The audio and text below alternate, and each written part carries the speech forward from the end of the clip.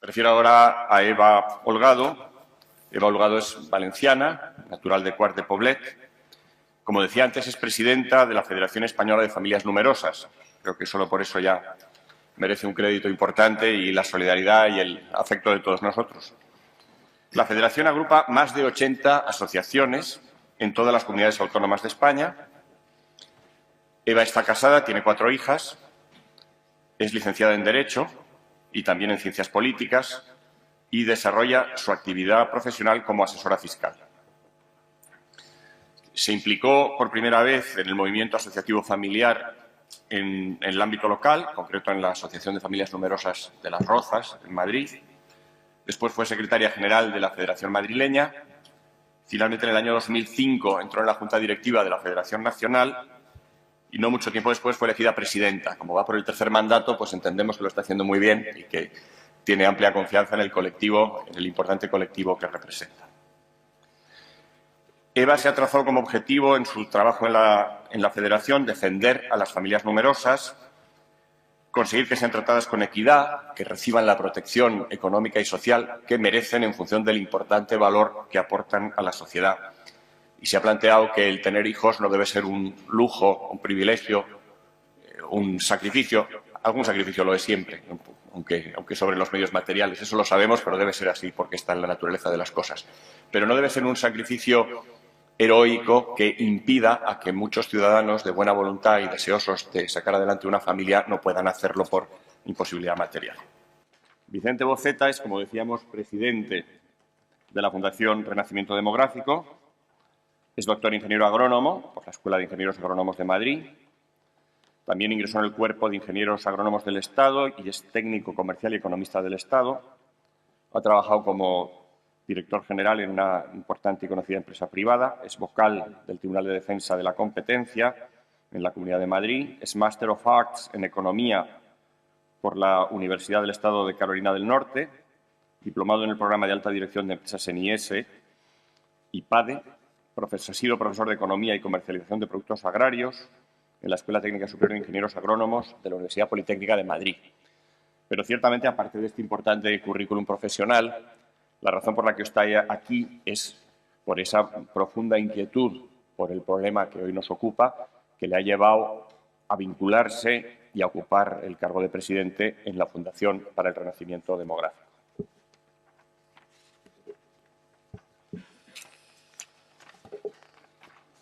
En la sesión de ayer, creo que muchos, probablemente todos los que estamos aquí, tuvimos ocasión de asistir.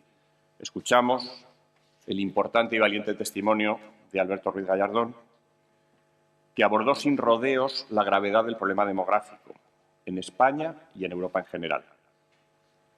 Aportó datos verdaderamente preocupantes, por lo tanto me ahorra el volver a repetir, y acabó centrándose en uno de los componentes, sin duda el más duro y terrible de toda esta problemática, que es el problema de la epidemia abortista. Creo que no hace falta que yo insista en la extrema gravedad de la situación y, en todo caso, esta será tarea de nuestros distinguidos ponentes. Voy a decir ahora solo algo sobre la familia como fuente de vida. Es la segunda parte del sugestivo título de nuestra ponencia. Yo pertenezco, como tal estoy anunciado en el programa, a un movimiento que está celebrando estos días su centenario, sucesivamente en Schoenstatt, en el santuario de Schoenstatt en Alemania, después en Roma, con su santidad el Papa, y mañana en Madrid, en la Catedral de la Almudena. Hemos ido en todos los niveles. Es un movimiento de la Iglesia Católica, obviamente, que se define como familia, la familia de Schoenstatt. Sabemos, hay realidades eclesiales importantísimas que son conocidas de todos y que se han configurado como compañía, como obra, como camino, como milicia. La nuestra es familia, sin excluir la bondad de todas las demás. La realidad humana no se puede contemplar de un modo fragmentario. Ni el hombre, ni la sociedad siquiera son mecanismos que se puedan desmontar por piezas, colocar sobre la mesa y volverlos a montar otra vez. No se puede hacer porque no son mecanismos, son organismos vivos, donde todo está interrelacionado y donde todo tiene que ver con todo. Cito esto porque nuestra sociedad, imbuida por este pensamiento mecanicista, que tiende a ver solo las consecuencias que afloran, y parece que no gasta tiempo en preguntarse sus causas, ni las causas de sus causas, ni gasta tiempo en considerar cómo los males que existen por un lado acaban aflorando por otro, aparentemente distinto, pero en el fondo la enfermedad es la misma. Nuestra sociedad se preocupa por la crisis demográfica, se asombra, se alarma al considerar sus consecuencias, fundamentalmente, como no, cuando afectan al campo económico, a la sostenibilidad de las pensiones, cuando parece que nos llevan a cambios culturales imparables que van a afectar nuestra configuración tradicional como cultura, que van a afectar a nuestro equilibrio político. Yo creo que, como decíamos antes, hay que llegar más lejos y que este análisis más en profundidad todavía parece reservado a pocos. Si Dios es amor, si hizo al hombre a su imagen y semejanza, si la familia es la plasmación sobre la realidad vital del amor humano, ¿cómo asombrarnos de que cuando el hombre se olvida de Dios, se autoconfigura como el centro del universo, se cieguen las fuentes de la vida? La batalla de hoy está en recuperar la familia como núcleo del amor humano, iluminado por la luz de la gracia de Dios. Después, todo lo demás vendrá por añadidura. Se ha dicho que en nuestros días cada familia debe ser como un pequeño monasterio benedictino, en el que, como los monjes del medioevo, ora et labora, se salven las esencias de nuestra civilización, hasta llegar a un nuevo renacimiento, que incluirá sin duda el renacimiento demográfico. Nada más. Cedo ya su espacio natural a los ponentes. Muchas gracias por su atención.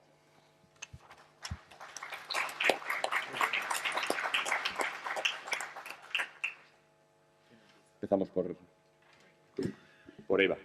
Buenas tardes a todos. Sobre todo, primero, bienvenidos, porque la verdad es que un sábado por la tarde dedicarnos a hablar de familia fuera del entorno natural de la familia, que es nuestros hogares, también es de admirar. También es de admirar. Lo que pasa es que yo siempre que vengo a encuentros similares a estos, lo que suelo pensar o pretendo imaginar es que cuando nos vamos a casa nos vamos con un poquitito más de argumentos, con algún pequeño mensaje, y que cuando lleguemos a casa, bien sea nuestros hijos o afortunadamente nuestros nietos, porque veo aquí mucha gente que tiene nietos, pues seguro que también les podemos transmitir un poquito de ese mensaje. Por centrar un poco el debate, la mesa redonda que nos trae hoy, que tiene como título la fantástica asociación que tiene nuestro contertulio Vicente, que se llama exactamente igual, Renacimiento Demográfico. Es importante que sepamos por qué estamos hablando de renacimiento demográfico. Hace como 4 o 5 años en Estados Unidos empezó un movimiento bastante importante que hablaba un poco en términos un poco más de cataclismo, que hablaba del invierno demográfico. Decía que la sociedad actual, no en España, sino en todo el mundo, estaba viviendo un invierno demográfico. ¿Eso qué quería decir? Quería decir que cada vez se tenían menos hijos.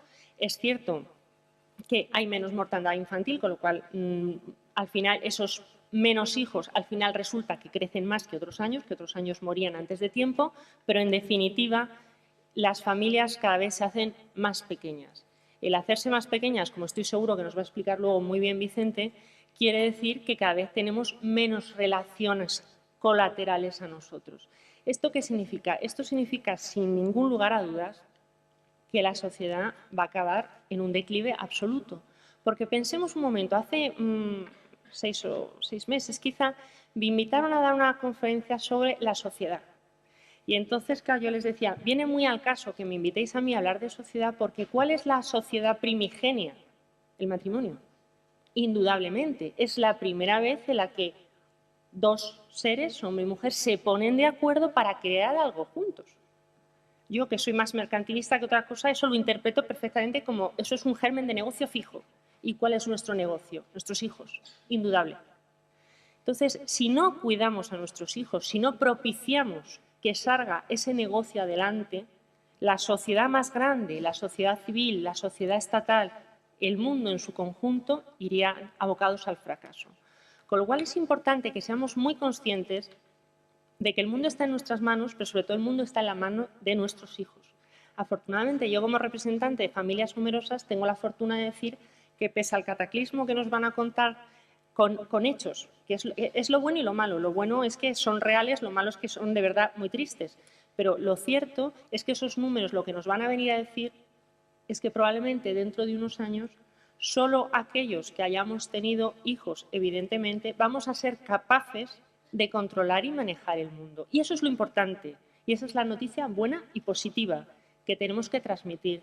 Porque muchas veces cuando se habla en general, sobre todo en la administración, pero incluso nuestros vecinos, cuando hablamos de los hijos, hablamos en términos de cargas familiares. Y no es cierto.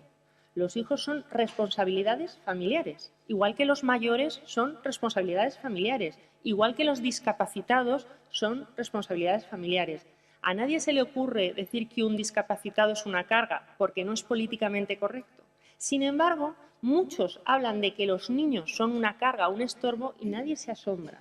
Pues eso hay que cambiarlo. ¿Y dónde lo cambiamos? Lo cambiamos individualmente, uno a uno de nosotros. Lo cambiamos. Que lo cambien los políticos, a mí la verdad es que me parece que Gallardón, que estuvo ayer aquí, hizo un discurso muy valiente, pero no podemos esperar que sean los políticos los que hagan ese discurso valiente. Lo tenemos que hacer uno a uno, cada uno de nosotros, y lo tenemos que hacer en nuestro entorno pequeño, con nuestros hijos, con nuestros nietos, con nuestros primos, con nuestros tíos. Lo tenemos que hacer en un entorno un poco más amplio, con nuestros vecinos, con nuestros colaboradores en el trabajo y, por supuesto, lo tenemos que hacer en un entorno todavía más amplio, como es en la sociedad civil. Debemos de ser capaces de transmitirlo y para eso sirven, por ejemplo, algo como mi asociación o como la Asociación de Vicente. Es decir, unirnos como colectivos civiles. En otros países es mucho más habitual que la sociedad civil de verdad sea partícipe del movimiento, sea partícipe de la política, sea partícipe de la legislación. En España estamos muy acostumbrados a que nos lo den hecho y luego protestar. Invirtamos el proceso. No consiste solo en protestar. Actos como futuras manifestaciones, actos como futuras iniciativas legislativas populares están muy bien, pero no es eso solo. Si todo nuestro esfuerzo se basa en eso y se centra en eso y no vamos más allá, me temo que no vamos a conseguir nada, porque todos esos actos tienen las consecuencias las que sean, pero os garantizo que ninguna es tan importante como la pequeña chinita que hacemos todos los días en nuestra casa. Yo siempre digo que normalmente es como cuando tú tiras una piedra en mitad de un lago que está tranquilo, tranquilo, y empiezan ondas concéntricas a hacerse la onda expansiva. Eso es lo que nosotros tenemos que hacer, ondas concéntricas a nuestro alrededor. Y eso es lo único que nos puede salvar. Actualmente, como os decía, la natalidad no solo está descendiendo en España. No entonemos el mea culpa, que malos somos, que mal lo hacemos todo. No. La sociedad en general ha cambiado. Vicente os va a hablar de datos objetivos, yo os puedo hablar de temas subjetivos que todos nosotros conocemos. El hecho de que la mujer se haya incorporado al trabajo, que bienvenida sea, por descontado, yo soy madre, pero también soy profesional trabajadora fuera del hogar, eso es muy bueno, pero si no va acompasado de medidas de racionalización de horarios, de conciliación laboral, de corresponsabilidad de los maridos, pues al final eso en que va en detrimento a la hora de tomar la decisión tan importante como tener hijos. Entonces, ¿qué tiene que hacer el Estado? Porque muchas veces se habla, ¿el Estado debe hacer políticas natalistas? Pues yo creo que no. Yo creo que eso es un error, porque si hacemos políticas natalistas per se, lo único que estamos haciendo es cosificando a los hijos. El Estado quiere tener hijos porque quiere tener más fuerza de trabajo, quiere tener más dinamización de la economía. No es eso. El Estado, ¿qué debería hacer? Tener políticas familiares. ¿Qué hacen las políticas familiares? Las políticas familiares favorecen que aquel que quiera tener hijos le pasa dos cosas. Uno, tiene un clima lo suficientemente confortable para tener los hijos en libertad que quiera tener, sin ningún tipo de restricción.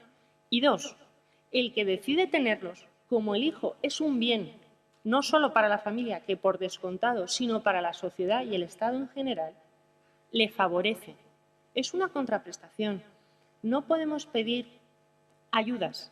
Las ayudas están muy bien, pero tienen su connotación negativa. No son ayudas, es un tratamiento de justicia y de equidad.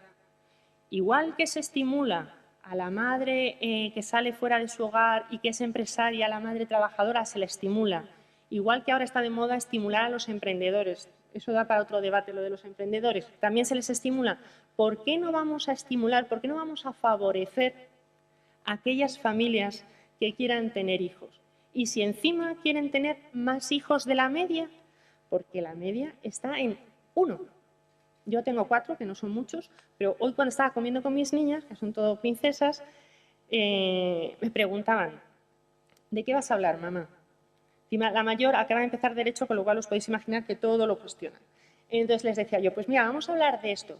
Y me decían ellas, bueno, pero es que cada uno, claro que tiene que tener los hijos que quiera. Digo, claro, el problema es que si a la hora de tener el hijo, en vez de pensar qué alegría, voy a tener un hijo porque tengo un proyecto en común con este señor que tengo al lado, voy a tener hijos, empieza a pensar, no voy a tener dinero, voy a tener que trabajar más horas, no le voy a ver casi porque estoy trabajando fuera de casa. Es decir, el entorno no es favorable, no es favorable. Afortunadamente ya no, o al menos a mí no me ha pasado nunca. Hay algunas amigas que me dicen, no, es que además cuando dices que vas a tener un hijo todas te miran mal. Digo, pues mira, no ha sido mi caso. Yo he trabajado en el despacho que creo que es más importante de toda España, con perdón de todos los que han trabajado en el despacho, que es Garrigues. He trabajado 12 años en Garrigues antes de montar mi propio despacho y he tenido mis 4 hijas en Garrigues, trabajando a plena jornada siempre. Con lo cual, quiero decir, no es una cuestión de imposibilidad, es una cuestión de dificultad. Entonces, como decía Fernando, no hay que ser héroes. Tener hijos es normal, no es frecuente. Lamentablemente en nuestro país cada vez es menos frecuente, pero es normal. Un ejemplo, si en esta sala todo el mundo tuviese 40 de fiebre, yo no se me ocurriría decir que es normal tener 40 de fiebre. Diría que es frecuente, que pasa algo raro, que hay un virus, que pasa algo, pero no es normal. Actualmente, mirando unas estadísticas, porque estoy trabajando ahora con el Gobierno en un plan integral de apoyo a la familia, porque el Gobierno se da cuenta que la familia es importante y ahora tenemos que plasmar cómo lo hacemos para ayudar y fortalecer y favorecer a las familias. Y me decían ellos, actualmente en España el 24% de los hogares son unipersonales, es decir, hay personas solas. Y no pensemos que son siempre los mayores, no, no, cada vez hay más jóvenes que viven solos y con ánimo de seguir solos. Familias numerosas, por contra, representa probablemente pues, el 2% de los hogares españoles. Somos 553.000 censados, por decirlo de alguna manera. Luego hay muchos más, pero ya han pasado los hijos de su 25 años o dependencia económica y entonces ya no computas como familias numerosas, pero actualmente que los jóvenes se van del hogar casi con 30 años, evidentemente siguen siendo familias numerosas. Y luego tenemos las familias monoparentales. Las familias monoparentales, vamos a la definición. ¿Qué es una familia monoparental? Es aquella en la que solamente hay un cabeza de familia en el hogar.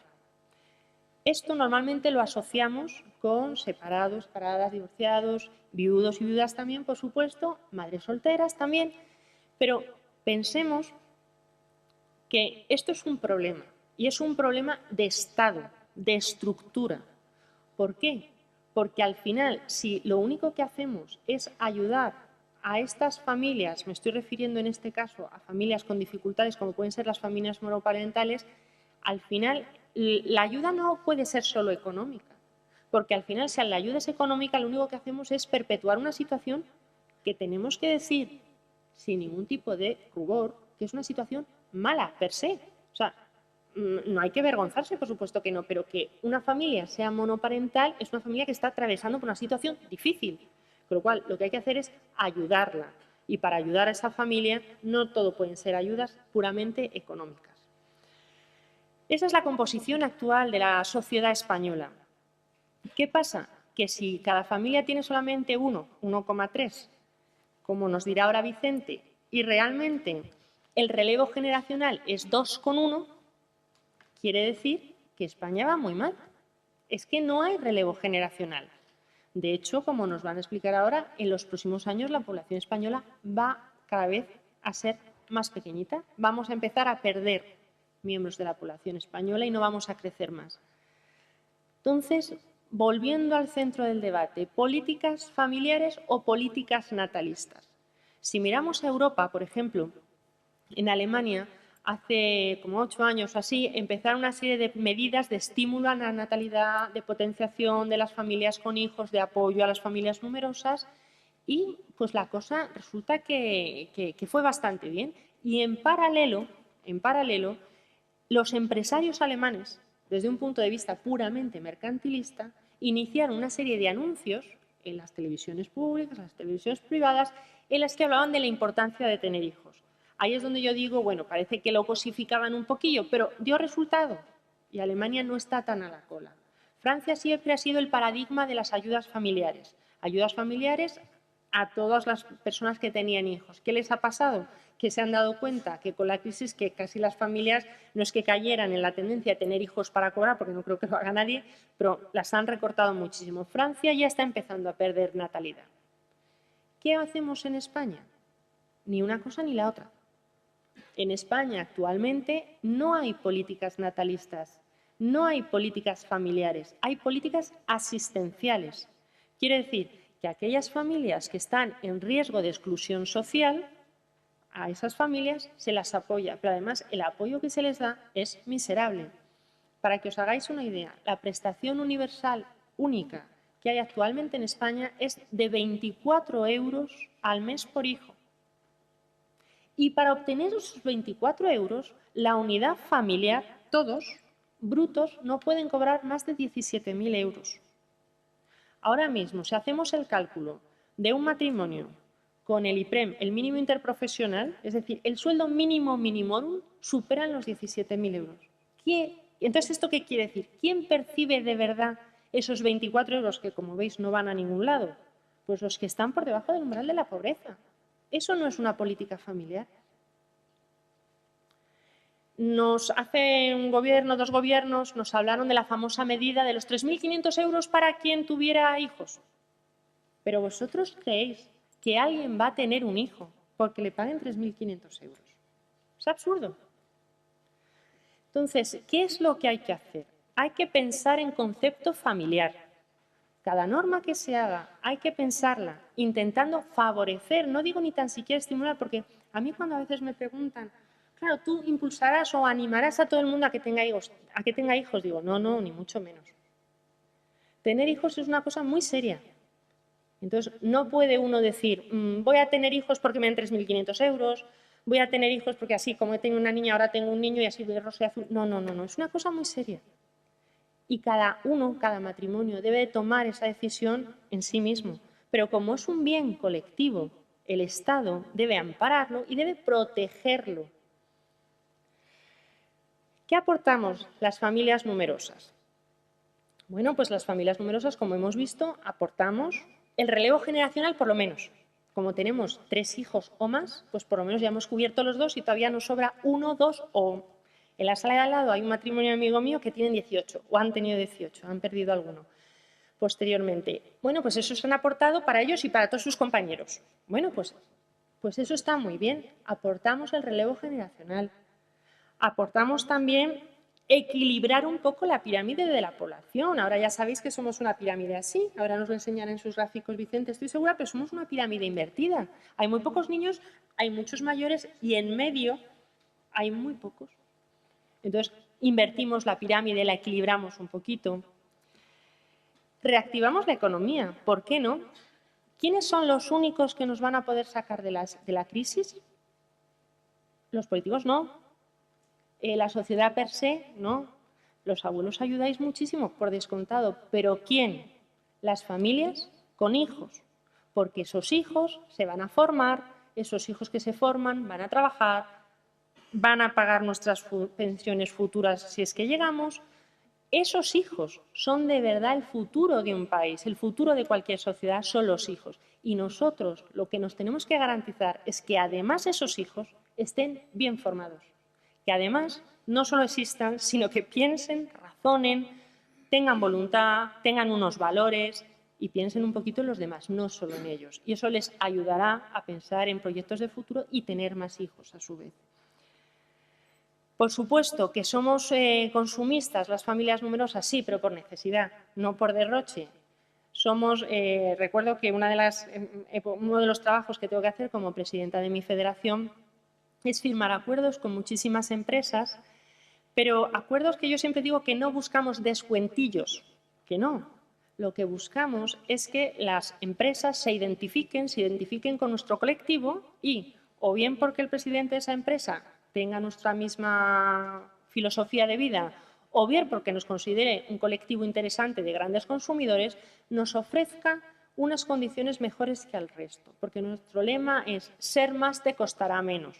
Porque claro, lo que es muy triste es que tú, por convicción personal, tengas, también los hay los que tienen hijos por salvar a la patria. Estoy segura que sí, pero yo no, yo los he tenido por convicción personal. Entonces, pero lo que es muy triste es que yo tenga mis niñas, de mis niñas y del trabajo y esfuerzo de mis niñas se vaya a aprovechar, en el buen sentido de la palabra, la sociedad española y la sociedad, las empresas, los políticos, los medios no sean capaces, no de ayudar, sino de reconocer el gesto. Y eso es lo que hay que saber transmitir. O sea, yo insisto, y por eso surgen las asociaciones familiares, surgen inicialmente no solo para pedir ayudas y para reconocimiento y demás, sino incluso por sentirnos cercanos unos de otros con unas necesidades similares. Entonces, las asociaciones, que decía Fernando, que somos más de 80, yo creo que llegamos ya casi a las 90, estamos aquí en Madrid, por ejemplo, hay 23 asociaciones por los municipios más importantes. ¿Qué es lo que intentamos? Intentamos que nuestras familias se encuentren con otras familias en sus mismas circunstancias y que nuestros hijos, sobre todo, se encuentren orgullosos y satisfechos, que no se vean raros. Mi hija, que os decía que acababa de empezar Derecho en una universidad, lamentablemente no es el CEO, pero es una que está muy cerca de aquí, me decía, mamá, soy la única familia numerosa de mi clase. Ahora las clases son mucho más pequeñas que cuando yo estudiaba, evidentemente, pero eso me sonaba muy raro porque ella viene de estudiar en otro colegio en la que la mayoría de ellas son familias numerosas. Entonces, claro, la sorprendía notablemente. Y a sus compañeros les sorprendía a mi hija. Porque decían, ay, pero y entonces, cuando quieres coger el coche, ¿qué haces? ¿Os lo rifáis? Fijaros qué preocupación. Cuando quieres coger el coche, os lo rifáis. O sea, de verdad que vamos muy mal. O sea, si nuestra sociedad, si nuestros jóvenes, todo lo que les preocupa es si tengo otro hermano, tengo que compartir, eso es un error tan grande, pero no es un error del pobre joven, es un error de sus padres que no le han sabido transmitir lo que es la familia. Porque la familia, por supuesto, hay familias que no tienen hijos porque no pueden, por convicción, por el motivo que sea. Pero una familia típica, modelo, es una familia con hijos, con nietos, con bisnietos. Eso es una familia. ¿Qué pedimos? Pues, como os he comentado, simplemente reconocimiento, justicia y equidad. Y como una reflexión que me gustaría, que seguro que os habéis planteado en algún momento de vuestra vida, fijaros un país, la cantidad de dinero, la cantidad de medidas, la cantidad de anuncios que veréis tratando de evitar o prevenir los embarazos no deseados. 1. La cantidad de tiempo, dinero, esfuerzo y medidas que se están llevando a cabo en este país para tratar de legislar la mal llamada interrupción voluntaria del embarazo. Gasto, gasto. Y por contra, la cantidad de dinero y presupuesto en sanidad y dinero privado que se gastan parejas jóvenes intentando tener hijos cuando no pueden fisiológicamente. Es totalmente contradictorio. Por un lado estamos intentando interrumpirlo, por otro lado estamos intentando conseguirlo. Esto es absurdo. ¿Qué es lo natural? Tener hijos.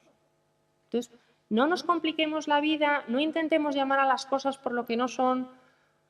¿Por qué? Porque al final vamos a tener que acabar todos hablando del renacimiento, pero el renacimiento porque de verdad va a tener que ser así, porque como no cambiemos las tornas, vamos abocados al invierno demográfico, como empezaron a hablar hace 6 y 7 años en Estados Unidos. Yo creo que aquí, ahora mismo, si nos fuéramos de aquí todos convencidos, muchos ya difícilmente pueden solucionar en sus propias carnes, pero desde luego que sí en su entorno cercano. Si saliéramos convencidos y orgullosos de que tener hijos es normal, de que cuando nos hablen de interrupciones voluntarias del embarazo, cuando nos hablen de embarazos no deseados, Todas estas cosas que sí, que están ahí y que seguro que hay que legislarlas, seguro que sí, yo no digo que no. Pero la ley está para hablar de lo que es bueno, para proteger a los indefensos, la ley está para regular lo general. Nos están intentando convencer que lo raro, lo muy frecuente, pero lo anormal, nos están intentando convencer que eso es el día a día y no es cierto. ¿Qué tenemos que hacer nosotros como sociedad civil? Protestar. Pero protestar con argumentos, protestar convincentemente. Yo no digo que tengamos que apoyar a un partido u otro. No, es que no se tratan de los partidos políticos, porque a veces nos equivocan. Los partidos políticos son representantes que nosotros elegimos. Con lo cual, si nosotros hemos elegido un representante convencidos de que iba a hacer una cosa y al final no lo hace, tenemos tres opciones. No volverle a votar, montar otro partido político o tres, seguir insistiendo en que tienen que cambiar de actitud y hacer lo que nosotros decimos, porque al fin y al cabo son representantes nuestros. Y con esto no estoy haciendo política ni mucho menos, aunque ahora viene muy al caso con los acontecimientos próximos, pero vamos, no se trata de eso porque la natalidad no se trata de eso. Nosotros, ya por concluir, antes de que Fernando me llame la atención. Voy a ser especialmente benévolo porque creo que el público te sigue con mucho interés. Nosotros, una de las medidas más importantes que le pedimos siempre al Gobierno es que tenga a la familia en el punto de mira. Y cuando nos habla, no, pero es que hago muchas cosas. Yo me acuerdo que hace, pues, a lo mejor 5 años, así, porque en los últimos 9 años como presidenta pues he visto todos los partidos habidos y por haber. Bueno, me falta por ver a Podemos, pero porque ese es de reciente creación, pero prometo que lo veré, lo veré.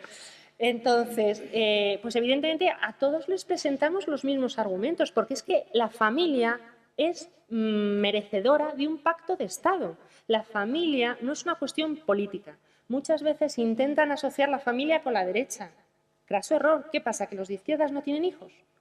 Bueno, si fuera así, pues entonces no tendríamos más que gobiernos de derechas, y no es así. Lo cual quiere decir que la familia es de todos. Y, por lo tanto, nuestra mayor solicitud siempre es que haya un pacto de Estado de familia, de protección de familia, que siempre se piense en esos términos al legislar. Y eso resume todas las medidas. Fijaros que hemos presentado más de 100 medidas en todos los ministerios. Y al final todo se reconduce a lo mismo, porque sin familia no somos nada. Y el mayor ejemplo y el mayor negocio, como os decía al principio, de la familia, indudablemente, son los hijos. Muchas gracias.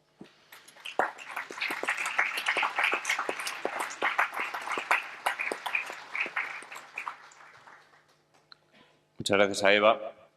Como decíamos, sabíamos que su intervención iba a tener algo de transmisión de conocimientos y también mucho de testimonio, de vivencia de alguien que vive una familia numerosa, tanto en el micro como en el macro, ¿no? Tanto en el día a día como en la parte asociativa.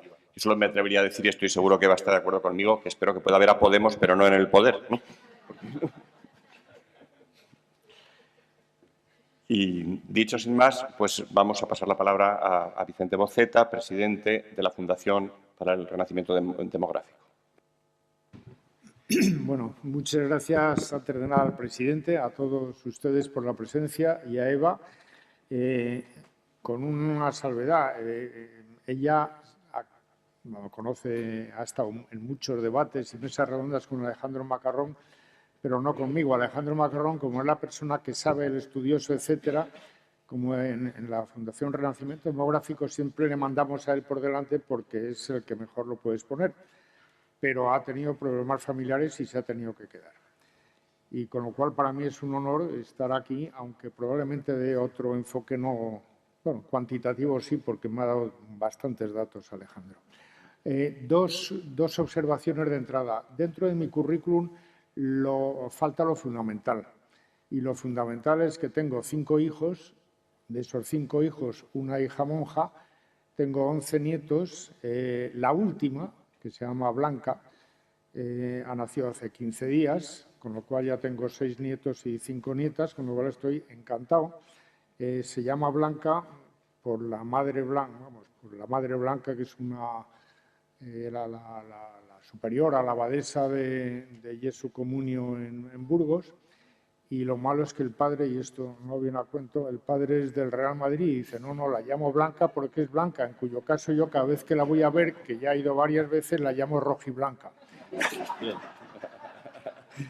Bueno, dicho esto, voy a tratar de ceñirme lo más posible al tema y, sobre todo, hilarlo de entrada con una frase que ha dicho al principio Fernando, y es de dónde viene la familia, y viene muy claramente, es decir, Dios nos crea por amor y por amor nos da el derecho a la vida y por amor nos hace familia, hombre y mujer los creó.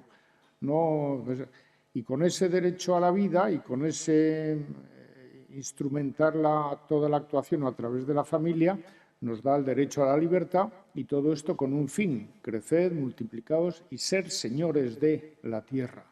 Es decir, no aplastar la tierra, sino ser señores de. Y esa es la clave de la familia. ¿De dónde viene el origen de la familia? Que viene de la generosidad, del amor y de ese derecho a la vida y derecho a la libertad, que son los dos grandes derechos del ser humano. Bueno, pues dicho todo esto, voy a tratar de hablar de 5 rápidos temas.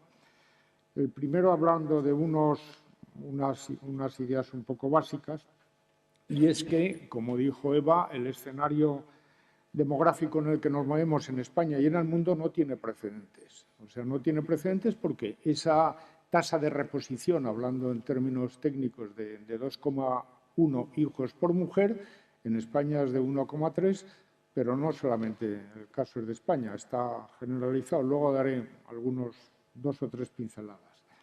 En el caso de España, desde el siglo XVIII no nacían tan pocos españoles, un siglo donde la población era, si mal no recuerdo, la cuarta o la quinta parte. Otro hecho, y es que la demografía ha pasado de ser un motor del crecimiento y del bienestar económico a ser un freno. Y en esto, como economista, recalco que los modelos de crecimiento se basan en que el crecimiento es función de la población, de la tecnología y de las instituciones, a grandes rasgos. Esto está demostrado y escrito. Y dentro de la población, de 2 temas: la cantidad de población y la calidad, es decir, la educación que tiene esa formación, lo que se llama en economía capital humano, que en el Evangelio se llaman talentos, que es absolutamente lo mismo. Los talentos evangélicos es lo que el economista de otra forma le llama capital humano y que Dios lo reparte con entera libertad.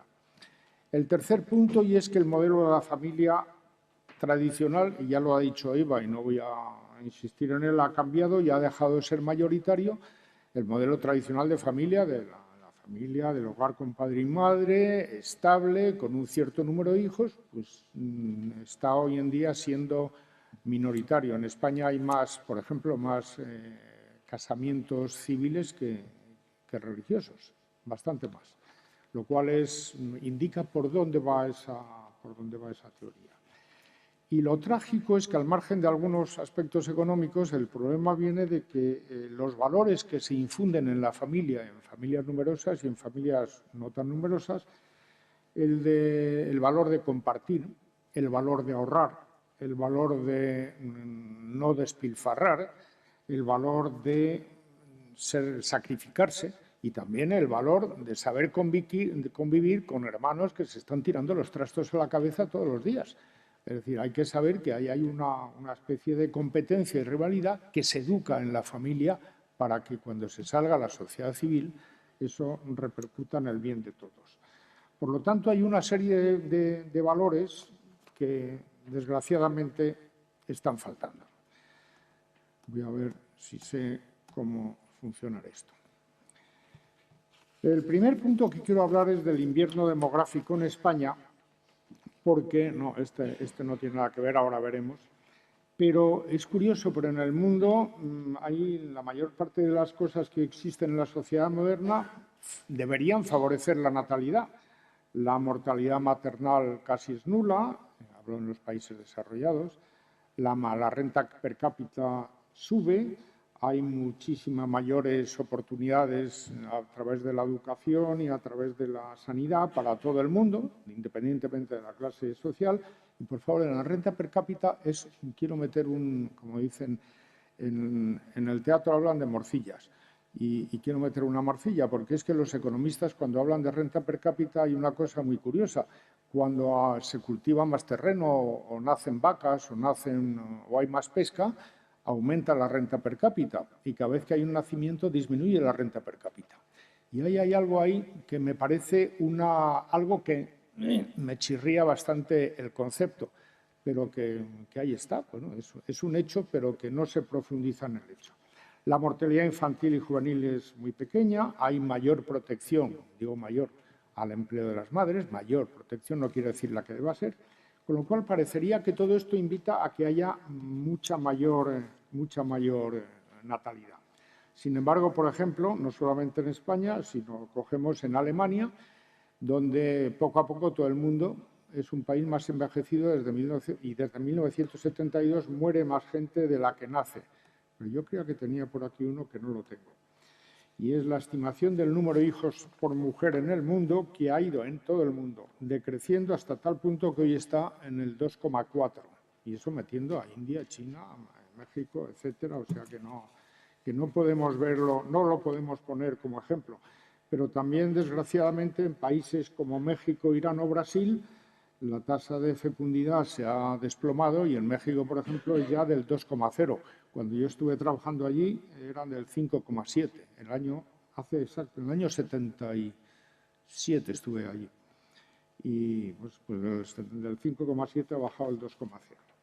En España, pues los nacimientos, ahí tenemos el gráfico desde 1958. Se observa en 1978 un desplome de los nacimientos coincidente, curiosamente, con la transición.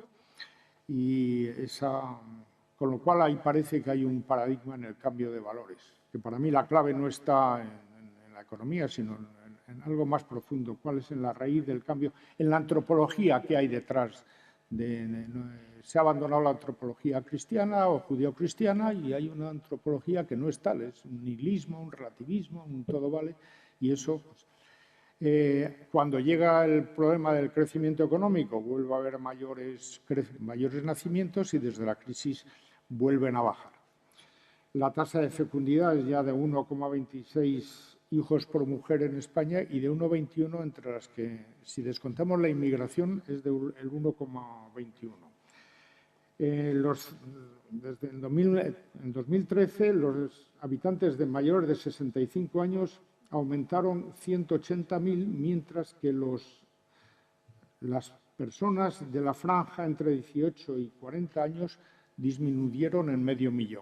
Ya se ve por dónde va la tendencia y en 7 comunidades autónomas españolas hubo más muertes que nacimientos, lo cual también indica un poco por dónde van los tiros.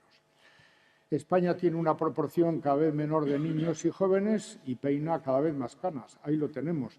Desde 1976, los menores de 21 años han ido decreciendo, mientras que desde 1976 los mayores de 60 años hemos seguido aumentando, gracias a Dios.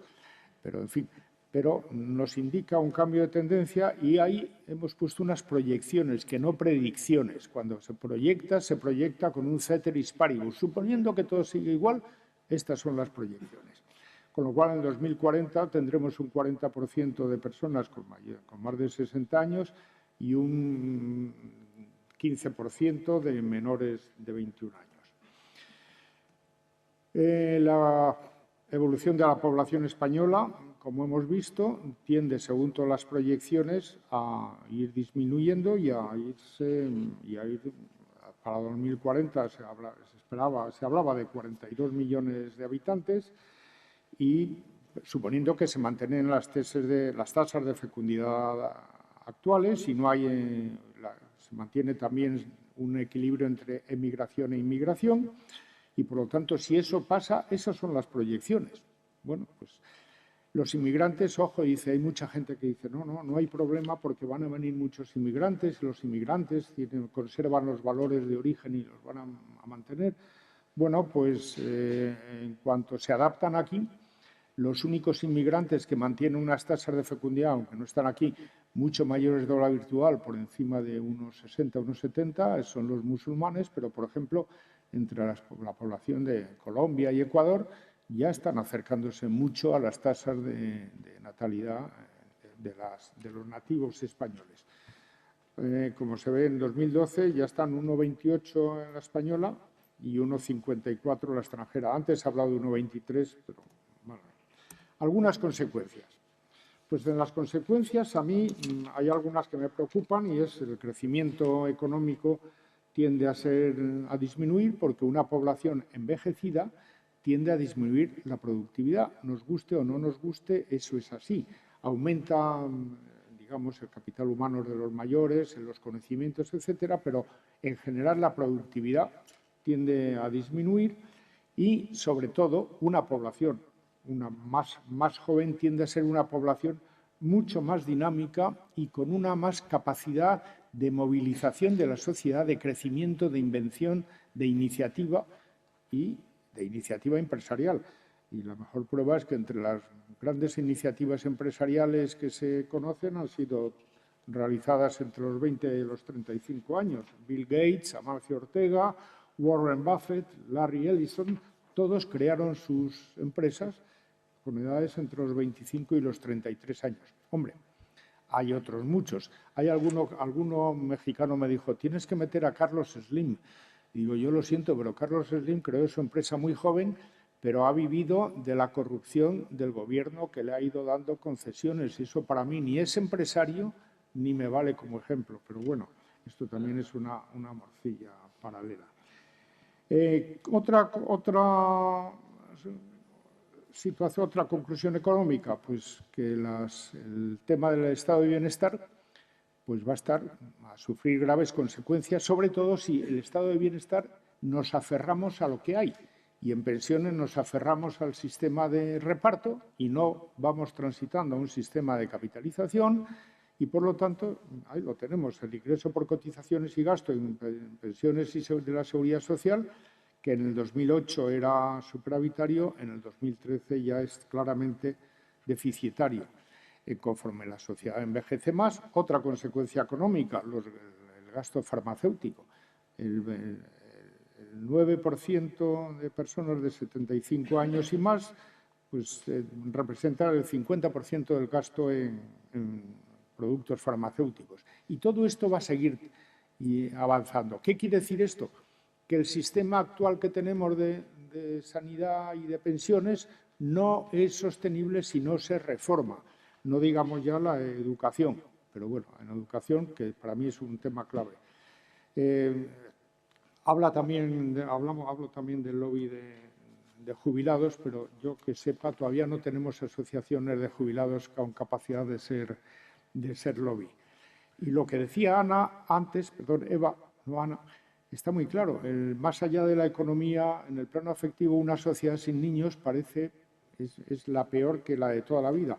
Antiguamente se tenían hijos por persona 3, llegaban a ser como 2 hermanos, primos carnales 12, tíos. Es decir, había unas relaciones humanas, unas relaciones familiares mucho más ricas que educaban, o sea, unas familias que educaban en la convivencia después social. Y eso pues se está perdiendo. Es que me voy demasiado, quiero abarcar demasiadas cosas y no llego. El sobrecoste, se habla también del sobrecoste salarial de los más mayores, efectivamente. ¿Qué es lo que ocurre cuando hay una crisis y las empresas tienen que despedir? Pues que despiden a los más mayores, con lo cual, a partir de los 55 años, la tasa de ocupación de los más mayores disminuye en vertical porque ya no encuentran trabajo. ¿Por qué? Pues porque las empresas, si quieren sobrevivir, tienen que despedir a la gente que no les cuesta tanto dinero, si quieren seguir compitiendo, creciendo y creando empleo. Por lo tanto, esos son unos esbozos de unas consecuencias económicas que quería decir. Entrando ya después en cómo ha sido el cambio en el paradigma de la familia en España, Pues, como digo, en la transparencia, menos hijos por persona, mayor porcentaje de hijos únicos, se casa la gente mucho menos, aunque hay un aumento inmenso de parejas de las llamadas parejas de hecho, pero resulta que las parejas de hecho tienden a tener bastantes menos hijos. Entonces, de nuevo, el cambio en el paradigma de la familia está conduciendo a un invierno, a la acentuación del invierno demográfico. Los nuevos modelos de familia, hogares, familias reconstituidas, hogares homoparentales, cohabitación sin boda, pues todo eso tiende a acentuar el invierno demográfico y a ir destruyendo poco a poco la familia. Sobre todo cuando todo esto se jalea y, de alguna forma, yo diría que se protege por parte de los gobiernos. Con esa idea de la igualdad, de todos somos iguales, todo vale, el relativismo, o sea, el cambio del paradigma de tener una antropología cristiana al todo vale, todo es posible, pues conduce a estas cuestiones. Entre lo que podríamos llevar la debilidad matrimonial, pues el gráfico de las rupturas matrimoniales en porcentaje del total de las bodas celebradas en toda España, vemos cómo está creciendo. En parte, ¿por qué? En parte porque cada vez se celebran menos bodas. Estoy hablando de bodas religiosas. Si se celebran menos bodas religiosas y civiles. Si se celebran menos bodas, lógicamente las rupturas que hayan es sobre una cantidad menor y, por lo tanto, aumentan esas rupturas matrimoniales en porcentaje que llega casi al 70% del 2011, lo cual indica que se está perdiendo también el valor de la estabilidad matrimonial. Los hogares con hijos menores y una pareja de adultos a su cargo tenían un 11% más de hijos que las parejas, que los monoparentales. Y después, también otro dato, las mujeres no casadas tienden a tener bastantes menos hijos que las parejas casadas, tanto por la Iglesia como civilmente. El porcentaje de nacidos en España de madre no casada. Estoy poniendo todos los datos que no es que sean, no estoy diciendo si son malos y buenos, pero acentúan el que haya menos hijos, el que tiende a haber un invierno demográfico. En 2012, casi el 40% de los nacidos en España eran de madre no casada. Y se me han perdido el porcentaje de bodas católicas y civiles en España. Digo se me ha perdido porque, como he hecho manejos en el año 2000, el 75% de las bodas en España eran católicas y el 25% eran civiles. En el 2013, el 68% son bodas civiles y el 32% son bodas católicas. Bien, pues ese otro síntoma de lo que es el invierno demográfico. Pues es curioso porque ¿de dónde he perdido yo tantas listas? Pero sí. Me habré equivocado porque si me lo hubiera hecho mi nieta, una de mis nietas lo hubiera hecho perfectamente. Hablaba antes Eva de cuáles son las familias numerosas con 4 hijos o más en España en el 2012. Familias con 4 hijos había 63.000, con 5 hijos 14.000, con 6 hijos 4.000, con 7 hijos 1.200 y con más de 8 hijos 900. Quiere decirse que las familias bien pobladas son muy pocas. En total, si sumamos, pues nos saldrán probablemente las que haya dicho Ana. Pero más de 4 hijos era una cifra que en mi época de joven era normal. Y efectivamente, yo cuando iba al colegio, nuestras clases eran de 60 personas y salíamos bien, no salíamos mal educados, etc. Ahora tienen que ser 20 por ley o algo así, o 25. Y casi todos mis compañeros, desde luego más de 3 hijos, más de 2, 3 hermanos, solían tener casi todos. Y paso ya entonces a la última, porque no quiero pasar de las 9, 7 y 20 para dar más más sitio a las preguntas, que son cuáles son las opciones que se siguen planteando hoy en día. Luego, al final, haré mis propias reflexiones personales. Pero como opciones ahí planteo tres, vamos, a ignorar el asunto, que es absurdo, no, o sea, ni la considera.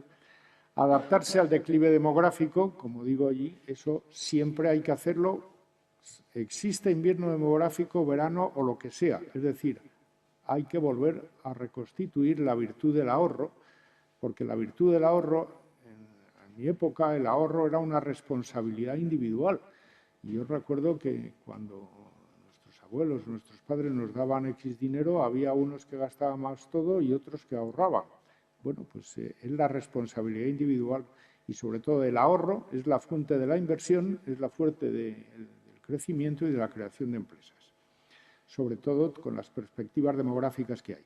Reformas estructurales que las decimos siempre todos los economistas, pero es verdad, hay que suprimir el gasto público superfluo. Yo diría que rebajar todo el gasto público que no sea, partiendo del principio de subsidiariedad, todo el gasto que no sea realizable por las empresas. Lo que pasa es que en Europa la subsidiariedad se entiende al revés, al menos en la Europa que nos ha tocado vivir, que no es una Europa que se ha alejado de la triple colina que fue la base europea que decía el Papa Benedicto XVI, el Papa emérito Benedicto XVI, la colina de la Acrópolis, la filosofía griega, la colina del Palatino y la colina del Gólgota.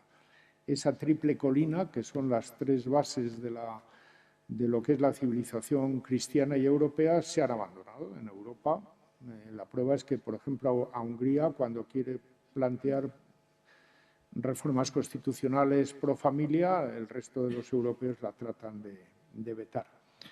Por lo tanto, suprimir el gasto, el problema, digo, de la subsidiariedad entendida en Europa es la contrario de lo que entendemos todos nosotros. Y subsidiario en Europa es lo que no puede hacer el gobierno federal europeo, se lo dejan hacer al resto. Es una subsidiariedad absurda, vamos, nefasta, iba a decir. Pues bien, el gasto público hay que racionalizar el estado de bienestar y aquí soy yo bastante, iba a decir, beligerante, porque el sistema de bienestar que tenemos no es sostenible, las pensiones, el sistema de pensiones de reparto es un sistema fraudulento, es un sistema Ponzi, que si se hace en la sociedad civil se les condena a la cárcel a todos, porque es un sistema donde además no hay ahorro, realmente no tenemos derecho porque no tenemos acumulado nada, es una simple transferencia. ¿Y eso por qué? Pues porque los sistemas de capitalización liberan a las personas, a las familias, de tener que depender del Estado.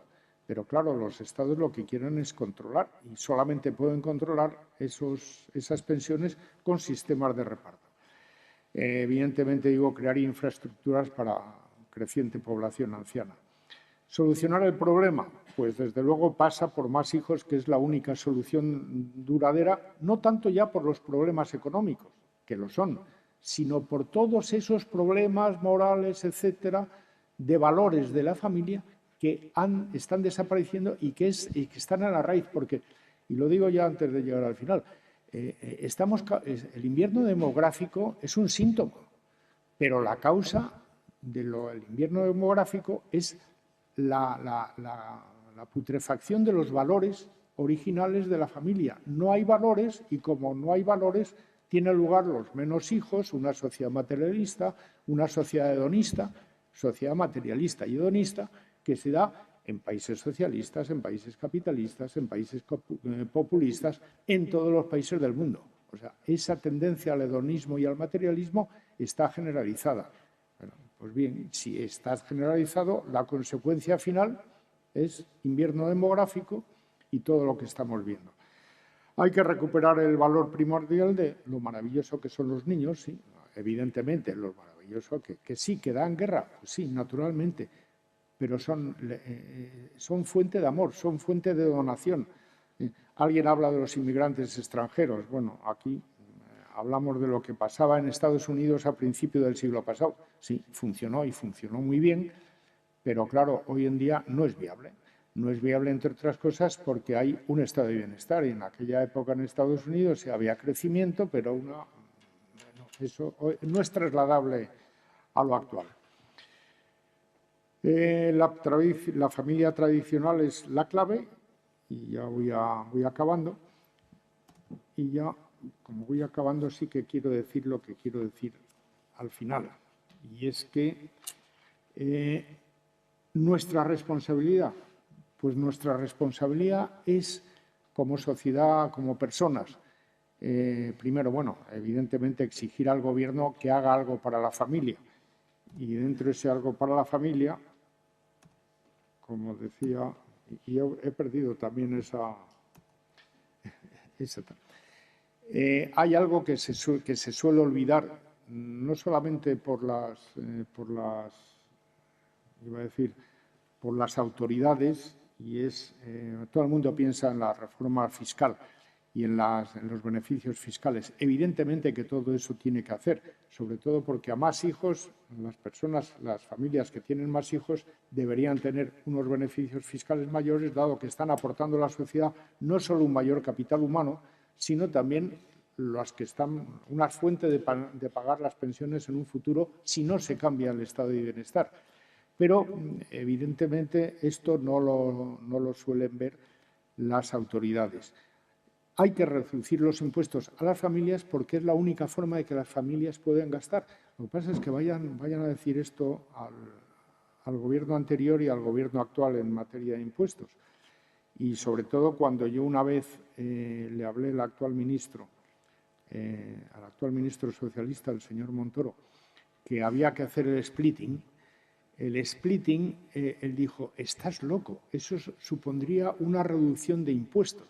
Digo, bueno, supondría que aquellos que tienen más hijos pagan o no pagan impuestos o pagan mucho menos, porque el splitting es un término fiscal que quiere decir que lo que declara es la unidad familiar, y si la unidad familiar tiene 7 personas, 5 hijos y 2 personas, lo que hace es se divide el ingreso de la familia por 7 y se paga impuestos en función de eso de cada 7, con lo cual las familias numerosas, casi todas ellas, saldrían a percibir. Y claro, eso a mí, ya se lo dijo, me dijo, estás loco, sería percibir menos impuestos. Bien, no quiero extenderme más porque he transgredido lo de las por 4 minutos. Otra clave, y eso sí lo voy a decir, porque es una de mis grandes decepciones. Y una de mis grandes decepciones es, después de haber vivido 13 años en la sociedad civil, como secretario de una institución de la sociedad civil, en España hay grandes fortunas. Y en España hay una sociedad empresarial civil muy potente, que dan bastante dinero. Y dan bastante dinero, pues, a las misiones, me parece perfecto, a las misiones en África, a Perú, etcétera. Pero cuando alguien se acerca a los grandes empresarios españoles a pedirles, hay que apoyar la natalidad familiar, hay que apoyar centros de estudios y organizaciones que fomenten la natalidad, que fomenten la familia, se llaman andana, no dan ni un duro, no dan ni un duro. Y tanto tenemos una sociedad civil que, al contrario de la anglosajona, donde dan dinero a las puertas todos los empresarios, porque los empresarios tienen ahí muy claro que ellos se dedican a producir y a crear riqueza. Pero las ideas las defienden otras personas y les dan. Aquí no. Aquí, sobre todo, mi gran decepción es esa. En la Fundación Renacimiento Demográfico no recibimos un duro de empresas, por ejemplo. Y vayamos, en la Fundación María Ayuda no creo que estemos en la abundancia. No estamos en la abundancia, ya lo sé yo por experiencia, pero no estamos en la abundancia. Y muchas otras. Con lo cual, hay que hacer una llamada y una presión a la sociedad civil por parte de todos nosotros y por partes a todos que tienen empresas. Y yo ya con eso, la lucha por la educación y valores, libertad de enseñanza, libertad de educación. Hay una persecución de la enseñanza y una persecución de la enseñanza en valores familiares, Por ejemplo, cuesta Dios y ayuda que los colegios con educación diferenciada, que son tan buenos, son igual que los otros, pero se les persigue porque es que no tienen la igualdad. ¿Por qué? Pues porque el pensamiento único de origen socialista de Fernando de los Ríos, de toda aquella época, lo que se quiere es controlar a toda la costa de la educación y no dejar que haya realmente una libertad de enseñanza y libertad de educación que transmitiría estos valores de los que estamos hablando. Y cuando ha llegado al gobierno alguien que dice que está a favor de eso, pues todavía no lo hemos visto, que yo sepa. Y perdón por haberme metido en política al final.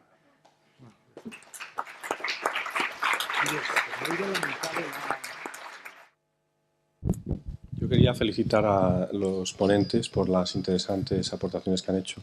Y en relación con el ámbito fiscal, yo la verdad es que también era bastante escéptico, como antes decía Eva, en cuanto a qué repercusión puede tener, pero ayer mismo una persona que en Andalucía sí había habido un repunte de la natalidad a raíz de aquella aportación de los 2.500 euros. Pero, por lo menos en la reforma que se plantea, quizás se me oiga sin micrófono, si hay una ayuda de 1.200 euros para familias numerosas, tampoco es gran cosa. Y luego, además, el mínimo vital al final acaba disminuyendo por la reducción de los tipos. Pero vamos, yo creo que todo eso son, más que beneficios fiscales, son pues, aportaciones que se hacen en razón de la capacidad económica, ¿no?, que soporta pues, estas familias por las cargas, o por más que cargas, como dice la exposición de motivos de la ley, por las responsabilidades familiares, ¿no?, que tenemos. Entonces, bienvenidos sean. Lo que pasa es que yo creo que se han quedado muy cortos. Muchas gracias. No, se va a implantar ya el 1 de enero de este año que viene. Sí. Os lo comento muy brevemente, porque además os toca la fibra sensible, yo me dedico a eso, pero muy brevemente. De hecho, la Federación se reunió tanto con Ana Mato, la ministra de Asuntos Sociales, que es la que nos compete, como Cristóbal Montoro, ministro de Economía, de Hacienda, y con Fátima Báñez. Todos ellos, pues por pensiones, reforma fiscal, el PIAF, que es el Plan Integral de Apoyo a la Familia. Y precisamente esa medida se ha conseguido, y lo digo con todo el orgullo del mundo, gracias a la Federación Española de Familias Numerosas. ¿Por qué? Porque les hemos perseguido. Muchas gracias, pero es triste que el triunfo sea tan pírrico, porque la verdad es que es pírrico. ¿Por qué? Porque, como muy bien decías, es una ayuda fiscal, pero claro, para los cotizantes. Es decir, todos aquellos que no cotizan, que ahora hay muchas personas que están en el paro y que ni tan siquiera cobran ya la prestación por desempleado de larga duración y demás, ya no cotizan, con lo cual no tienen derecho a ella. ¿Qué se ha conseguido también gracias a nosotros? Y eso sí que lo considero mucho mejor que los 1.200, que indudablemente están muy bien, que se han incrementado las deducciones familiares por mínimo familiar, que hacían 11 años que no se incrementaban. Al margen del tema fiscal, que quedaría para mucho y que todavía está en debate, está volviendo ahora al Congreso después de las enmiendas del Senado, hay una cosa que yo creo que hay que ser justos y hay que reconocer. El último plan de apoyo integral a la familia fue el del año 2004-2009, que también lo hizo el último gobierno del PP. Desde el año 2009 no se ha hecho nada en torno a la familia. Esa medida de los 3.500 euros se hizo, pero se hizo como en plan puntual, no dentro de un entorno familiar, sino como estímulo natalista. Fue puramente natalista. Y lo quitaron al año y medio porque vieron que ¿quién se beneficiaba de ello? Las mujeres inmigrantes. Entonces, claro, no es por despreciar a nadie, pero vamos a ver, si nosotros lo que queremos, es lo que decía antes, hay ayudas que lo único que hacen es un mal hacerlo endémico. Las ayudas hay que hacerlas en positivo para conseguir cosas buenas. Entonces, lo que no podemos es hiperproteger situaciones que no son normales. Son frecuentes, pero no son normales. Entonces, el plan actual que se está debatiendo y que se está aprobando ahora mismo, y en el que, desde luego, orgullosamente puedo decir que formo parte, es 2014-2017. Es decir, hemos pasado una orfandad absoluta en términos familiares desde el año 2009 hasta el año 2014. Eso es una vergüenza. O sea, cualquier país que mínimamente se precie no puede estar durante 5 años viéndolas venir en relación a términos familiares.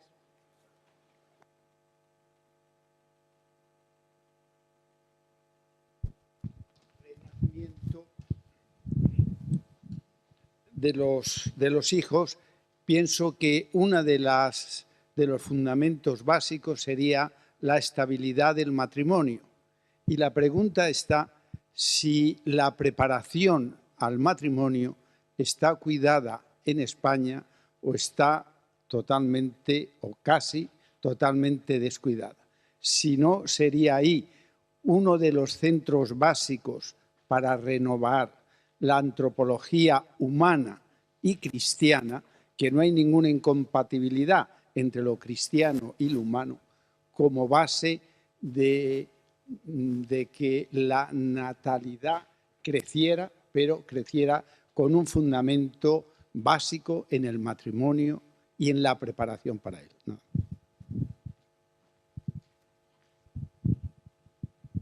Empiezo yo, Vicente, pero sigues tú, ¿eh? Aquí dos cosas. Fijaros, hace menos de un año di una charla en una facultad, no sé si era la de Ciencias Políticas, porque puesto que yo era politóloga, en la de Ciencias Políticas de Alicante. Y entonces era un aula magna, pues habría a lo mejor 200 alumnos. 200 alumnos estaban en tercero de carrera, con lo cual calculo que tendrían entre 20 y 24 años. Pregunté a mano alzada, a ver, de los que estáis aquí, ¿cuántos tenéis hermanos? Todos. ¿Cuántos queréis casaros? No llegarían a 20 y casi todo chicas. ¿Cuántos vais a tener hijos? Empezaron a removerse inquietos en la mesa, en la silla. Entonces, evidentemente, no, ahora la gente no llega a preparar el matrimonio, pero no llega a preparar el matrimonio ni al religioso ni al civil, al ninguno. O sea, van con una mentalidad de, parece que está bien visto que me case antes de tener relaciones sexuales, pues de paso lo hago, pero como cada vez está menos mal visto, porque en la televisión y en todas partes se ve como una cosa natural y normal, pues entonces la gente dice, ¿para qué me voy a casar? Eso primero. Y los que se casan por lo religioso, lamentablemente, muchos se casan todavía por la parafernalia que acompaña. Pero aquí creo que hay un problema, aparte de valores, de educación y de muchas otras cosas, creo que hay un problema, y lo lamento porque hace un momento he visto un sacerdote por aquí, hay un problema claramente en la Iglesia. La Iglesia tendría que ser mucho más asertiva. O sea, si te casas por la Iglesia, te casas, es un sacramento, no es un contrato. Entonces, te tienes que casar pensando en lo que estás haciendo. Los que se casan por lo civil, como es un contrato, hoy lo firmo y mañana lo resuelvo. Es un problema, pero yo creo que todo eso pasa realmente por la educación. Y en Estados Unidos, de todas formas, hay un estudio muy interesante sobre las familias funcionales. Las familias funcionales son aquellas, como su nombre indica, que funcionan. Es decir, familias que permanecen en el tiempo, que tienen una vocación de permanencia. No son familias de aquí te pillo, aquí te mato. Esas familias está demostrado empíricamente a través de encuestas, a través de estudios como los que estoy segura que va a empezar a hacer la Fundación Renacimiento Demográfico, que demuestran y constatan que las familias funcionales tienen muchos menos divorcios, tienen muchos menos problemas en la adolescencia con drogas, con violencia. Pero claro, todo eso actualmente en España está en contraposición con la ideología de género. La ideología de género prima más el derecho de la mujer a interrumpir voluntariamente el embarazo al derecho del nasciturus. Eso es contradictorio. Yo nada, muy poco a añadir, únicamente que lo que sí he observado entre todos los jóvenes y que encaja con lo que ha dicho Eva, hay un profundo miedo entre ellos a asumir responsabilidades de largo plazo. Y eso pasa de nuevo porque tienen todo lo que es la antropología de base cristiana totalmente desaparecida. Y porque además a mí me da la impresión de que en los colegios en esta antropología no se hace ningún énfasis. Pero lo de la falta de responsabilidad es que además hay una cuestión contradictoria. Cuando uno hablaba a los jóvenes, todo el mundo joven, hablo de jóvenes de menos de 40 años, por decir algo, se manifiestan muy a favor de la libertad. La libertad individual. Y dice, bueno, aquí hay un oxímoron, hay una contradicción interna. ¿Cómo quiere usted más libertad y no tener responsabilidad? ¿Cómo quiere usted tener esa dualidad? No creo que la entiendan.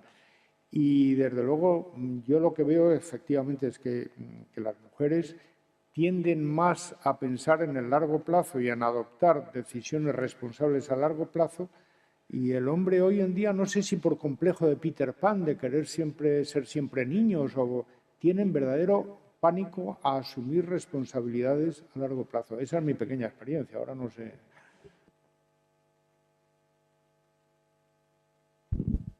Sí, buenas tardes. Es a propósito de la idea de pacto de Estado acerca de las políticas familiares. A mí me recuerda mucho la pretensión de que haya un pacto acerca de la educación y el pacto previo acerca de las pensiones. Y a lo mejor al Estado lo que habría que pedirle no es que ayude a las familias, sino que deje de estorbar. Y a lo mejor lo que habría que hacer es empezar a pensar que tenemos un esquema general de civilización que está equivocado.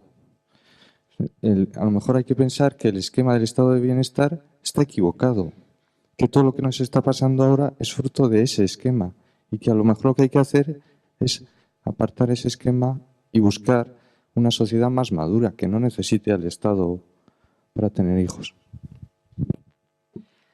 Absolutamente de acuerdo. Cuando hablo de un pacto de Estado no es hablar como un político. Me refiero, o sea, en concreto, ¿por qué le digo esto? Es muy triste, hay determinadas políticas que pueden ser cortoplacistas, pero es que las políticas familiares tienen que ser a largo plazo. Es decir, las evoluciones demográficas que nos ha enseñado Vicente no son de meses, son de años, son de décadas. Entonces, lo que no podemos hacer es pretender establecer políticas de familia que cambie el Gobierno y que las cambien, porque eso es absurdo. A eso es a lo que me refiero con un pacto de Estado, que cuando se adopte una medida. Ahora, por ejemplo, el Plan Integral de Apoyo a la Familia es hasta el 2017.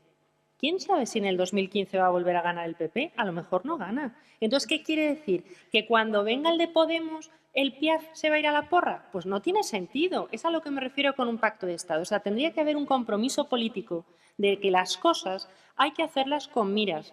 Los políticos, lamentablemente, todos, no ningún partido en concreto, todos miran a corto plazo. Entonces, eso ¿a quién perjudica? Al ciudadano, porque no sabe a qué atenerse. ¿Cómo una pareja va a hacer un proyecto de vida diciendo me voy a plantear hacer no sé qué si le cambian las reglas del juego cada lunes y cada martes? No puede ser. Respecto a que el Estado lo que tiene que hacer es no estorbar por descontado. Por eso yo decía, no quiero que impulse, yo no quiero políticas natalistas, yo lo que quiero es que simplemente propicie el entorno adecuado para que cada pareja en libertad tenga los hijos que quiera. Que encima, como se va a beneficiar el Estado, pues luego le compense por justicia y equidad. Pero yo no quiero ayudas. A mí las ayudas y los descuentillos me dan un poco de urticaria porque parece que les debemos algo, ¿no, señor? No, yo no le debo a usted nada.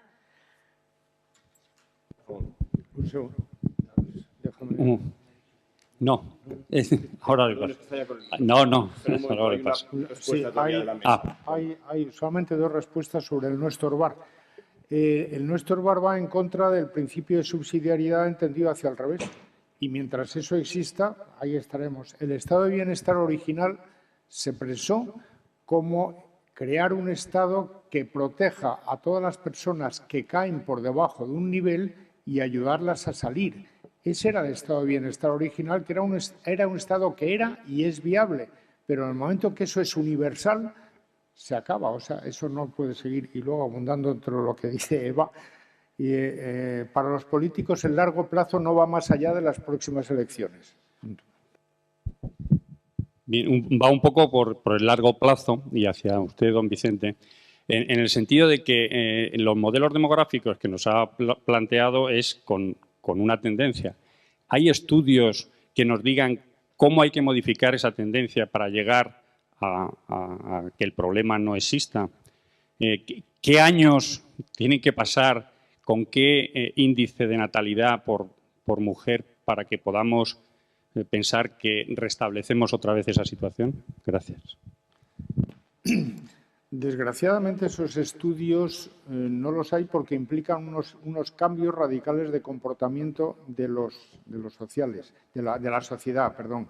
Lo que sí es cierto es que allí donde se empiezan a aplicar ayudas a la familia, medidas fiscales, medidas, como ha dicho Eva, empieza a notarse, si no un cambio, al menos el Titanic que iba hacia allá empieza a cambiar el rumbo, porque todos estos rumbos, y sobre todo en crecimiento con las pirámides de población, no se producen instantáneamente. Llevan 2 generaciones, pero 2 generaciones de cambiar un rumbo de forma constante.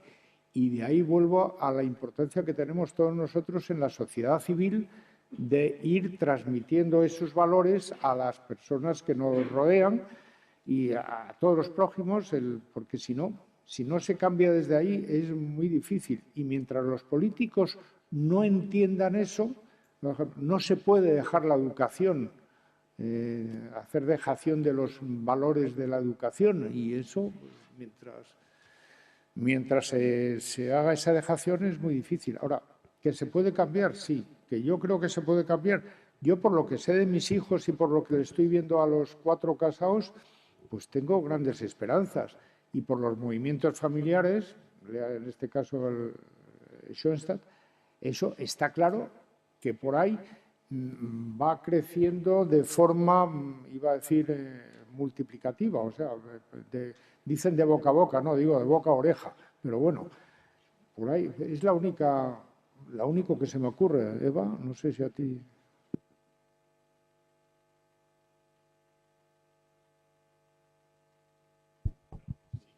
Yo quería preguntar a Eva que a mí una cosa que me ha preocupado, y como estamos en un congreso de católicos, es que meditando la Humane Vitae, que ya se ha dicho por parte de usted, la obligación moral que tiene el católico, independientemente de estos datos que naturalmente pues ayudan para ser razonables y tener una paternidad responsable, pero la Humane Vitae parece ser que no ha tenido el efecto que tuviese. Yo he estado en alguna reunión del campo sanitario y prácticamente se trata un poco de decir que qué bonito es el amor, que lo más importante es el chico y la chica, pero que bueno, que el marido y la mujer, pero el tema de esa obligación, que ya se ha dicho aquí, de grave, como se dice en la Humane Vitae,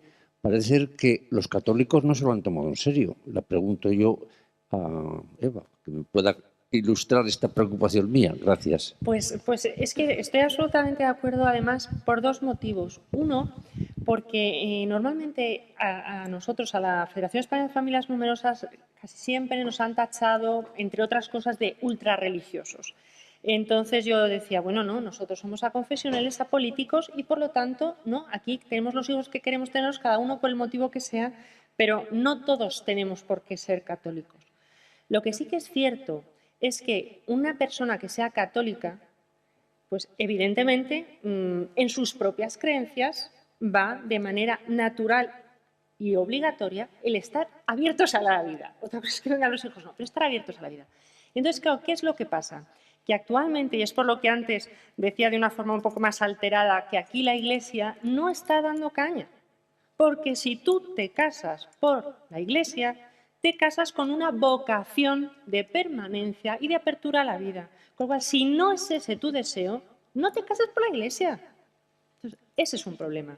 Y es un problema en el que yo creo que, por ejemplo, yo a mis hijas, es una cosa que les tengo inculcada, pero se las tengo inculcada de manera natural, sin hacer una aquelarre y hay que... No, de manera natural y normal. Eso es lo normal en la vida. Y si no, pues si eres maometano o eres budista, pues tu religión te dirá lo que te tenga que decir. Pero, ¿dónde estás tú? ¿Cuál es tu formación? Pues atente a las consecuencias. Y es así. Va mucho con el nombre de este congreso, Católicos en la Vida Pública. Normalmente los católicos tenemos un cierto complejo.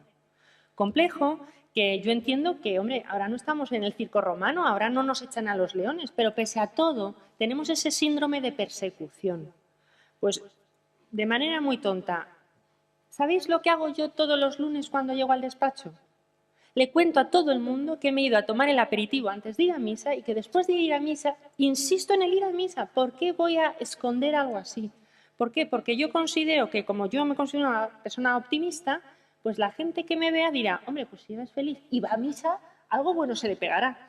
Quiero decir, es una chorrada, es un truquillo, pero que hay que estar orgullosos de lo que somos. Y si no, no lo seamos.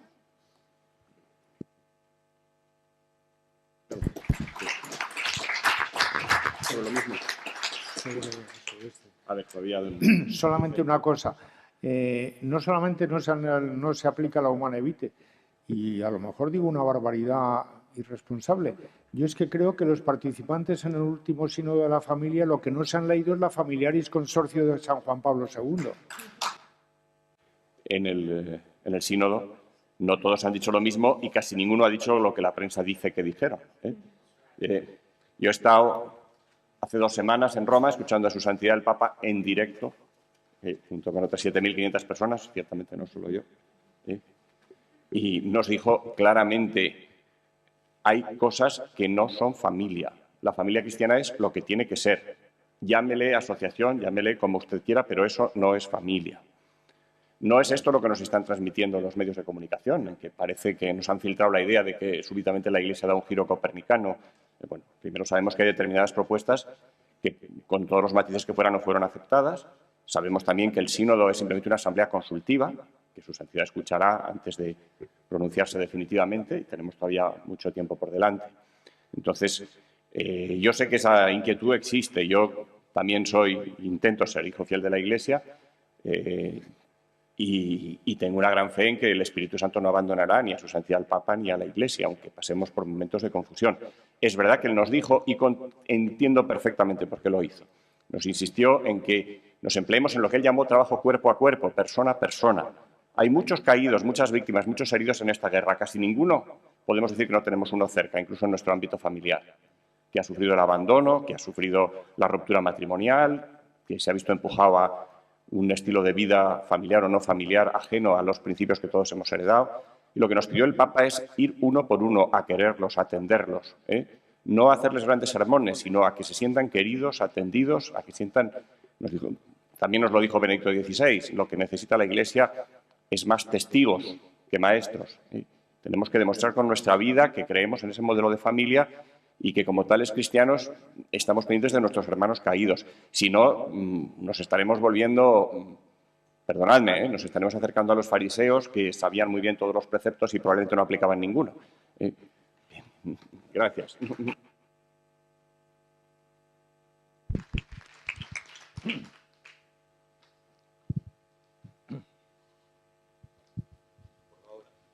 Bueno, si me confirmáis que no hay ningún sacerdote en la sala... No, ¿verdad? Bueno, entonces puedo hacer una confesión laica con Vicente Boceta, y es que he de confesarme de que yo soy uno de los culpables de ese extraño cambio, ese cambio aparentemente genético, pero que no está en el principio de subsidiariedad de Europa respecto de los Estados miembros. Y dirás, tú también, hijo mío, ¿no? No.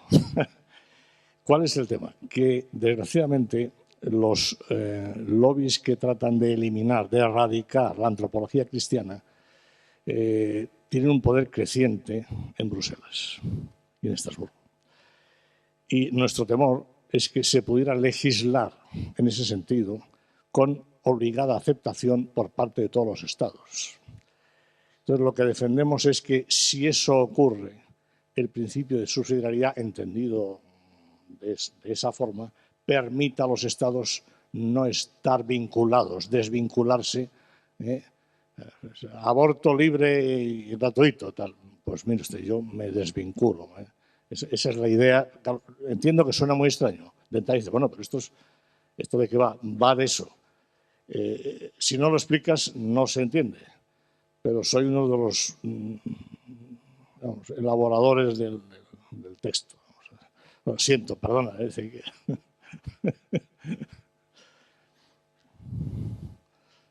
siento. A ver, ¿tenemos alguna pregunta en Internet? Bueno, primero nos ha llegado un comentario que le comunico al señor presidente y a la mesa. Y al señor presidente y a los ponentes de la mesa le ha llegado un comentario calificando de sublime esta mesa redonda y anima a mantener este nivel en el resto de lo que queda de Congreso. Un comentario que quería hacerles llegar. Luego he seleccionado una pregunta que es: ¿qué medidas políticas consideran necesarias con carácter inmediato para enmendar esta recesión demográfica?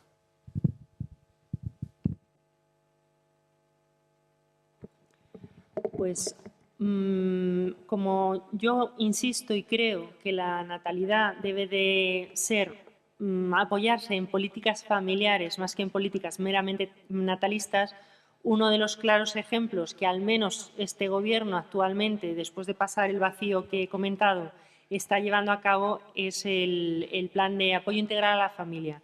¿Cuál es el problema? Que este plan es un plan, no tiene rango de ley, con lo cual no tiene aplicación inmediata, no es ejecutivo. Entonces, este plan en concreto, de momento, el borrador con el que contamos, tiene 225 medidas, medidas que de todo tipo de alcance. Medidas fiscales, como por ejemplo la reforma fiscal, medidas de protección a la natalidad y medidas a la infancia, medidas de protección a la mujer embarazada, medidas de conciliación. Todas esas medidas están muy bien, pero lo más importante de esas medidas, 3 cosas importantes de esas medidas. Una, que tengan el desarrollo normativo adecuado, porque vivimos en el estado de las autonomías, con lo cual hay veces que aunque desde el Ejecutivo se tenga una idea magnífica de lo que quiero hacer, si eso no se plasma a nivel autonómico y a un nivel municipal no hacemos nada. 2, que esas medidas tengan realmente dotación presupuestaria, porque a veces no son medidas de ayuda directa a la familia, pero sí requieren un presupuesto interno. Por ejemplo, una de las medidas, vamos a hacer casas más grandes, porque es absurdo, pero ahora se construyen casas de 40 metros. ¿Cómo pretende alguien, por supuesto, si es necesario, pero cómo pretende alguien que se case, una pareja, vaya a vivir a un piso de 40 metros y tenga 2 hijos? Sobre todo las familias actuales, los jóvenes actuales, que no se casan si no tienen la masicosi, el carrito, la bañerita, no sé, es imposible. Entonces, esa es una de las medidas. No requiere una partida de ayuda presupuestaria directa a la familia, pero sí de ayuda interna, porque se subvencionan esos metros y van a familias pues, más grandes. Y 3, muy importante, que sean coordinadas, porque una medida de conciliación por aquí, otra de apoyo a la mujer embarazada por allí y otra de ayuda a los jóvenes para que se independicen cuando terminan los estudios, per se, no hacen nada. No hacen nada si no están metidas dentro de una política familiar integrada. Eso es inmediato y necesario. Y creo que vamos en el buen camino, pero como decía antes Vicente, tendrán que pasar probablemente 2 generaciones. Cada generación, yo creo que son, Vicente, 30 años, así, ¿no? 20 años. Pues tendrán que pasar 40. Tendrán que pasar 40 años para que veamos visos de si esas medidas son efectivas o no. Por eso hablaba de un plan de apoyo, de un pacto de Estado. Porque claro, si en 40 años hemos tenido 10 gobiernos distintos, pues imaginaros. Solamente una cosa o dos. Vuelvo a repetir lo del splitting, que sería sensacional para las familias. Y luego una medida que tiene el gobierno sueco en el ámbito de la vivienda. En Suecia no se promociona la vivienda, la compra en vivienda, la adquisición de vivienda, sino que se promociona los alquileres de vivienda en función de la renta y en función de las necesidades. Es decir, los matrimonios jóvenes pueden alquilar viviendas en mejores condiciones hasta un cierto punto. Naturalmente, lo que ocurre allí es que son suecos y cada año hay unas inspecciones y el que no cumple los temas de ingresos, pues se les echa porque hay... Pero el enfoque va más por el alquiler de la vivienda que el tratar de favorecer la posesión de la vivienda, que es una obsesión española un tanto absurda, pero en fin. Cuando dijo, y me interesa saberlo, que me apetece meditar, que parece que el sínodo no han tenido en cuenta la encíclica, pero no recuerdo exactamente si se refería a la familia Veritatis. Esa se refería a esa. Vale, gracias.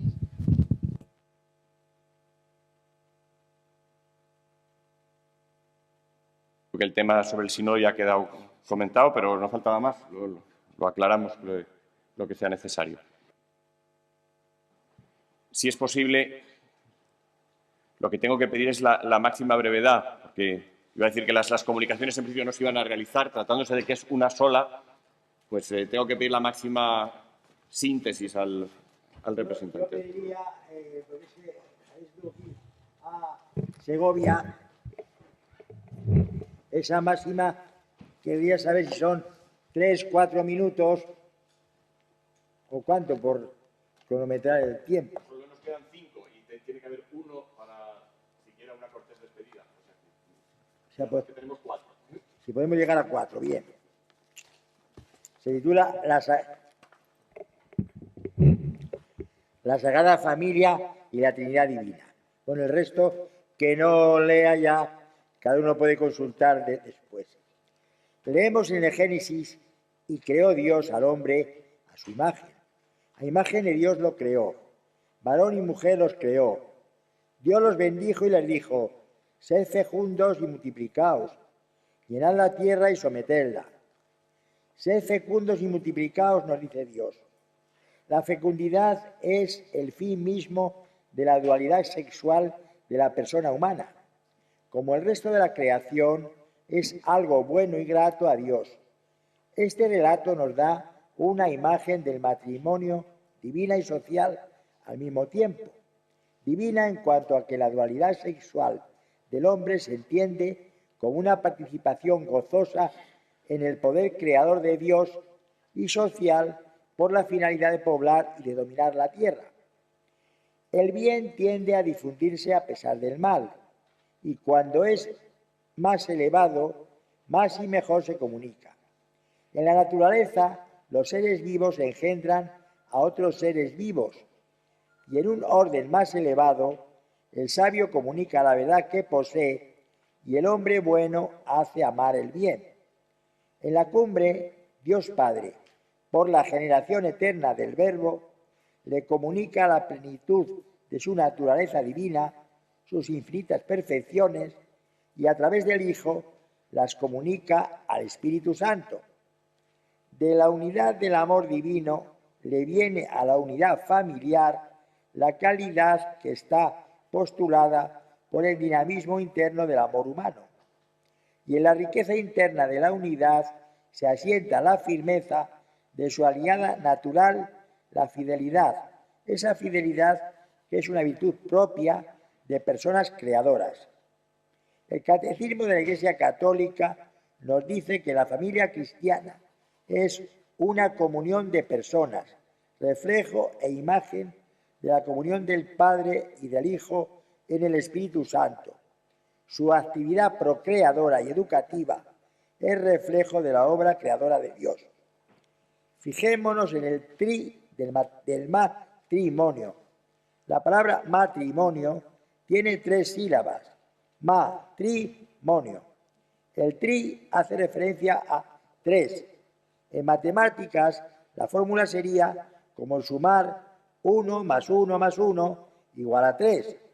Dios, análogamente, se puede decir que es familia, pero no que es matrimonio.